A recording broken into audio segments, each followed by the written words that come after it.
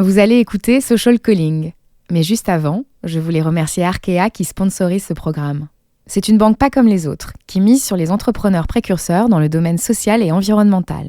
Une banque connectée, qui soutient l'innovation et qui n'a pas peur d'être à l'avant-garde en répondant aux aspirations de la génération Social Calling. En bref, vous l'avez compris, Arkea soutient les millennials qui veulent entreprendre et s'engager pour construire leur avenir et le monde de demain. Alors ne l'oubliez pas, si vous écoutez ce podcast, c'est aussi grâce à l'audace d'Arkea. J'ai été confrontée à de grosses galères pour des choses hyper simples. Social Calling, Charlotte, épisode 5. C'est vrai que c'est énervant de se prendre ça dans la figure. Les gens pensent bien faire, mais c'est juste hyper maladroit. Quoi qu'il arrive, la vie est dure. Il faut se battre et ne jamais rien lâcher. Ce sont les premières phrases que Charlotte m'a dites au téléphone. Charlotte a 27 ans. Depuis sa naissance, elle est atteinte d'une forme de myopathie.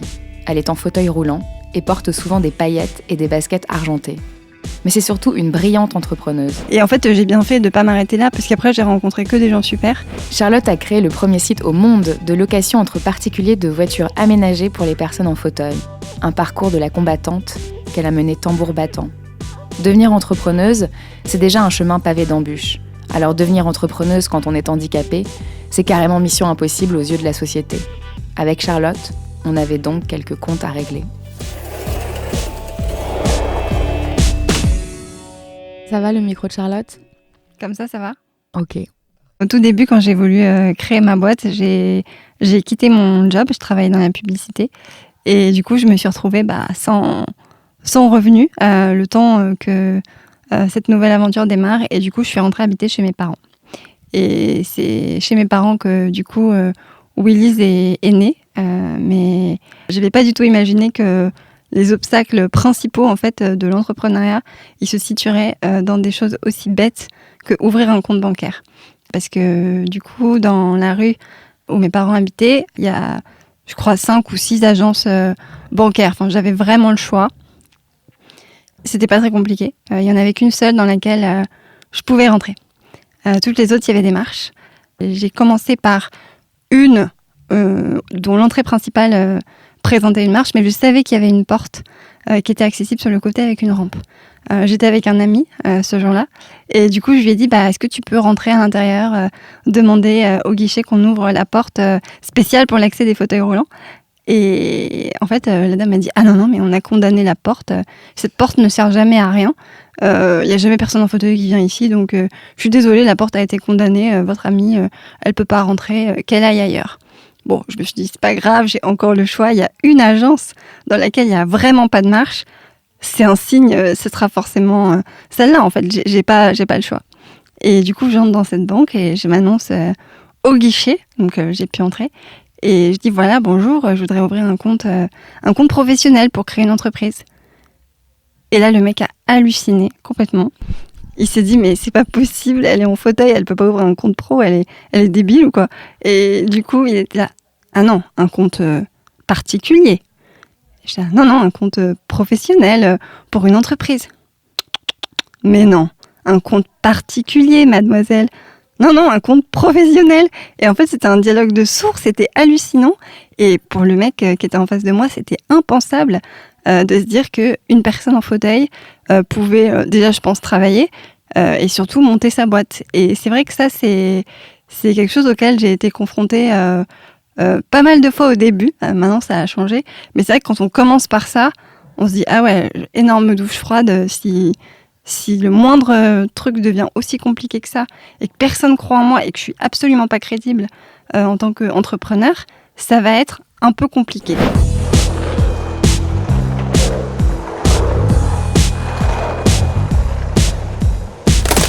Du coup, je suis rentrée chez moi assez dépitée en me disant que ça allait être quand même assez pénible si je devais me manger des râteaux, en fait, comme ça à chaque fois. Et je suis rentrée chez moi, il y avait ma mère. Et je lui ai dit, non, mais en vrai, je pense que je sais pas si j'ai vraiment fait le bon choix. Peut-être que c'était plus facile de rester salarié et au moins les gens se posaient moins de questions, quoi. Et c'est vrai que ma mère m'a dit un truc qui est hyper simple, mais qui est hyper vrai, en me disant, non, mais en fait, tu t'en fous. Ces gens-là, des gens comme ça, tu vas en croiser plein. Et si tu te laisses arrêter pour une personne aussi bête que ça, tu vas jamais y arriver. Et ces gens-là, ils te connaissent pas. En fait, ils connaissent pas du tout ce que ça veut dire d'avoir un handicap, d'être en fauteuil. Ils en ont peut-être jamais vu. C'est pas de leur faute. En fait, c'est juste qu'ils connaissent pas. Ils te connaissent pas. Et toi, tu sais très bien que tu es capable de gérer un compte professionnel très bien. Donc, en vrai, te laisse pas décourager pour ça. Du coup, je me suis dit, ok, bon, allez, on recommence. Deuxième chance. Et du coup, j'ai voulu prendre des conseils, toujours dans le domaine financier. Et une copine m'a présenté un expert comptable que j'ai rencontré, du coup, à qui j'ai exposé tout mon projet, mon business model, la taille de mon marché, etc. Ce monsieur m'a très poliment écouté pendant très longtemps, pendant une petite heure. Il prenait plein de notes, il me posait plein de questions assez pertinentes. En me disant ouais c'est super comme idée, c'est vrai, c'est bien, personne n'y avait pensé avant, génial, bah écoutez, on se recontacte très vite, je réfléchis à tout ça et je vous fais une proposition. En fait sa proposition elle était horrible.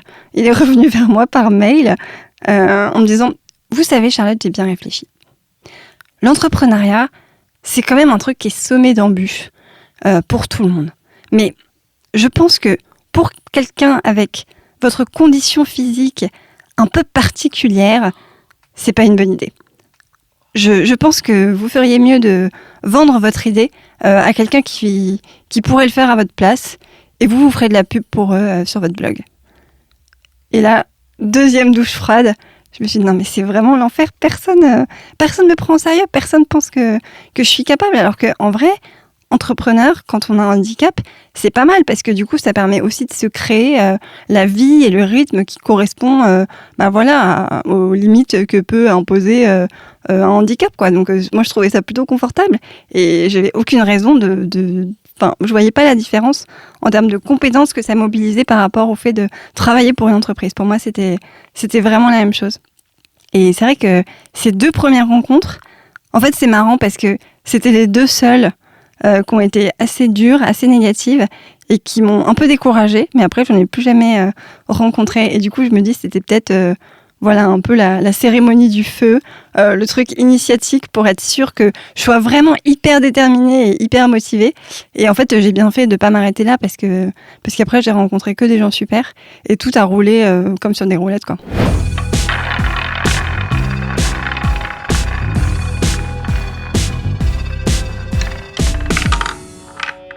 Et est-ce que tu lui as répondu à son mail, à ce monsieur expert comptable ? Eh ben non, j'ai jamais répondu à son mail. En fait, je me voyais pas lui faire une réponse de rageuse parce que c'est vrai que c'est énervant de se prendre ça dans la figure. Et on se dit mais il est complètement à côté de la plaque. C'est vexant quelque part, c'est très vexant. Mais en même temps, quelque part, je suis convaincue que c'était pas du tout mal intentionné de sa part. Je suis même convaincue du contraire. Je suis sûre qu'il avait vraiment fait ça pour mon bien en essayant de me protéger. Et en fait, ça, c'est un truc qui est hyper courant dans ma vie de tous les jours, c'est que les gens pensent bien faire, ils sont jamais mal intentionnés, mais c'est juste hyper maladroit. C'est maladroit parce qu'ils connaissent pas, ils savent pas trop de quoi ils parlent, et du coup, ils se prononcent en tant qu'experts ou soi-disant experts sur un truc qu'ils connaissent pas du tout. Et du coup, non, j'ai jamais répondu à son mail. Je me suis dit qu'il valait mieux laisser le futur succès de mon entreprise, lui montrer qu'il avait tort, plutôt que d'avoir une réaction un peu violente de personnes qui étaient braquées. Je trouve qu'il ne le méritait pas non plus. Et c'est quoi ce dont tu es le plus fier aujourd'hui ? Sur le papier, ce dont je suis le plus fière, c'est un concours, je pense, qu'on a gagné, qui était organisé par la Commission européenne, donc quand même assez prestigieux, et qui nous a élus meilleur projet d'innovation sociale dans toute l'Europe.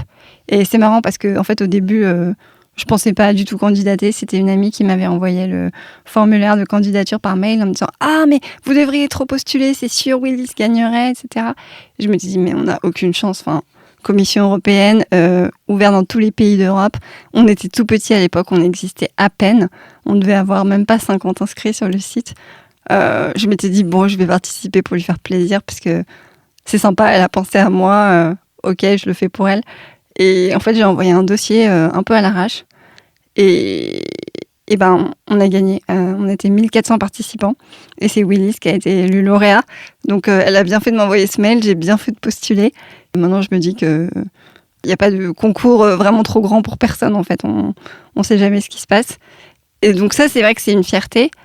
Mais je crois qu'en fait, ce dont je suis le plus fière aujourd'hui, c'est vraiment mon équipe. Tous les matins, quand je me lève, je me dis... en fait, je suis contente d'aller au boulot parce que je suis vraiment hyper fière de l'équipe que j'ai réussi à monter autour de Willy's. C'est que des gens hyper différents. Et en fait, c'est des gens qui, à la base, n'avaient aucun lien avec la problématique de la mobilité, du monde du handicap. C'était des jeunes qui bossaient avec moi dans la pub ou qui bossaient dans d'autres secteurs qui avaient vraiment rien à voir. Et maintenant, ils sont à fond. Et eux-mêmes, ils sont hyper fiers de se dire que ce qu'ils font, c'est hyper important pour des tas de gens en France. Et que si Willy's devait s'arrêter, on priverait vraiment des gens de se déplacer, de partir en week-end, partir en vacances. Et du coup, je suis hyper contente d'avoir réussi à sensibiliser de manière aussi visible et aussi impliquante des gens à un truc qui était à la base ma problématique. Comment faire pour se déplacer quand on est en fauteuil ?